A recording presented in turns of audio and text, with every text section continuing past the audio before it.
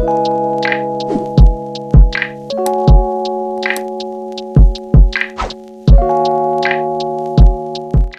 y'all, welcome back to my channel. It's me, Kiera, and today we're talking about sugar, the most addictive thing in the world. I'm going to share how I was able to get off sugar and how I was able to lose the weight and keep it off and also not go back to it, okay? I have been getting so many questions about how to release sugar from the diet.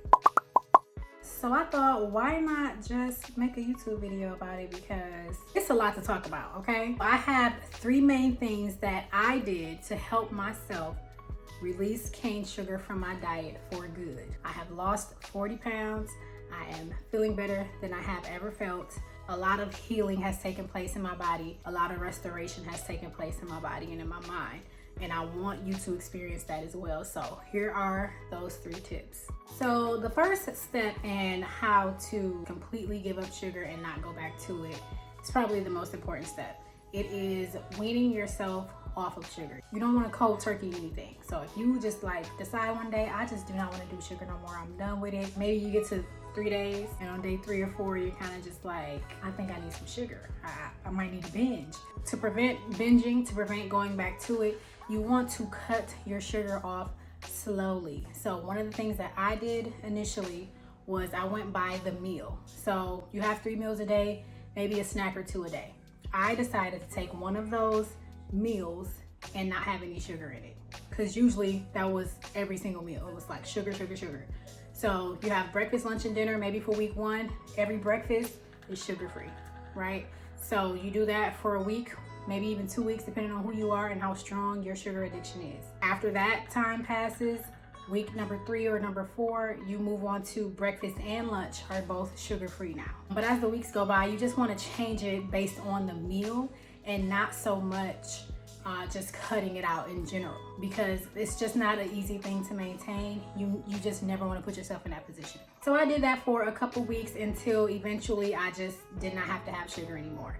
Now, sugar is, for those who have been following me, I did take a food allergy test and cane sugar was really high on there, but I didn't notice that it would do the same things to me as gluten or dairy. So I would still kind of like have a little bit of sugar, but then eventually wean myself off.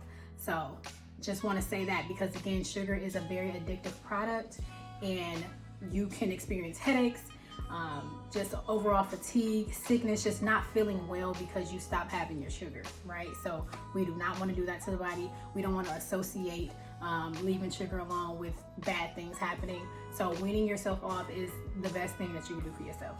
The next thing that you want to do is find your substitutes immediately. So let's say, maybe you like to sprinkle a little bit of sugar in your cereal, or for your breakfast in the morning, you use like butter maple syrup or whatever it is that you use on your pancakes.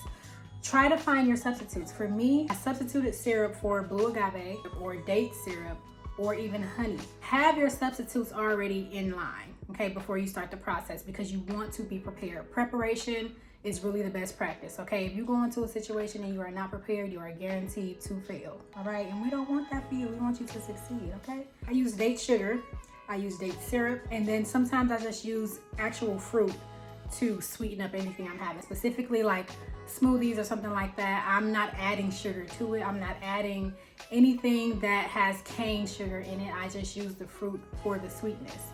Or a fruit juice. So a lot of times when I'm making a smoothie, when I'm craving something like that, I use pineapple juice. And even when you're baking, things like that, replace that with other substitutes, because you're going to want to reach for the cane sugar. You're going to want to reach for that white sugar. And I'm telling you right now, get the white sugar out the house. It's not the same as a real sugar or less processed sugar. So cane sugar goes through a very, very long process to become cane sugar.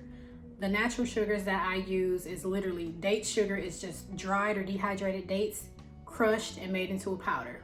That's it. It's no processing really that has to go on. So that's what we mean when we say no processed sugars. There is a process, but the process is extremely minimal. Okay, so just keep that in mind. If you do not know how cane sugar is made, I encourage you to get online and Google how cane sugar is made, okay? And what's added to it, and how it's very bad for your heart, for your brain, for all of your organ functions, okay? So the third thing is that you still want to give yourself sugars. We talked about the substitutes, sure, but when I say sugar-free, I don't mean completely sugar-free. I mean cane sugar specifically.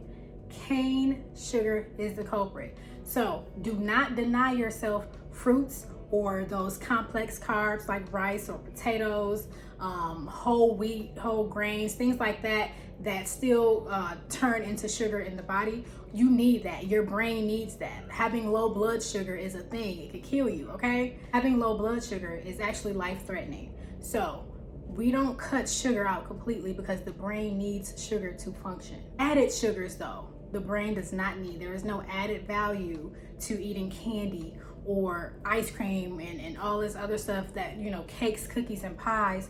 We don't need the added sugar. The brain does not need that. And when we have that in excess, you get a lot of diseases. You get a lot of heart diseases, you get diabetes, you get all these things, right? So you have to still give the body some sugar. Eating your fruits and vegetables, having smoothies, still eating, like, you know, like I said, potatoes and complex carbs and things like that. You still need to incorporate those things into your diet because it is good for you. I know that there are a lot of people out there who talk about how, you know, sugar is bad, sugar is this. Cane sugars and all these processed and chemically enhanced sugars do not behave the same way in the body chemically as a natural sugar would, okay? All things have to be done in moderation for sure, but make sure that you keep it at a healthy amount. We don't ever want to cut sugar completely out of our lives, okay? What I will say is that it is not easy letting sugar go. I don't want you to think that because I'm giving you tips that it won't be hard to do, because it is still a mental thing that you have to put yourself through. You have to be strong enough to convince yourself not to eat specific things or to add sugar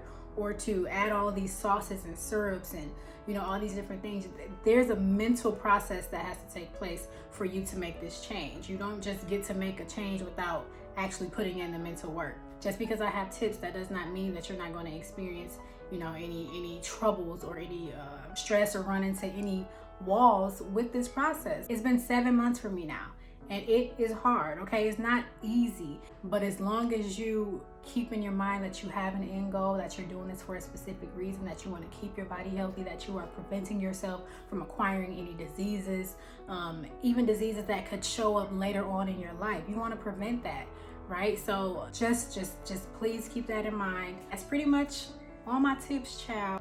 Do not forget to like, comment, and subscribe, and also head to my website, KieraNow.com. I do share weekly recipes that are gluten-free, dairy-free, egg-free, and cane sugar-free to anyone who is subscribed to my email list.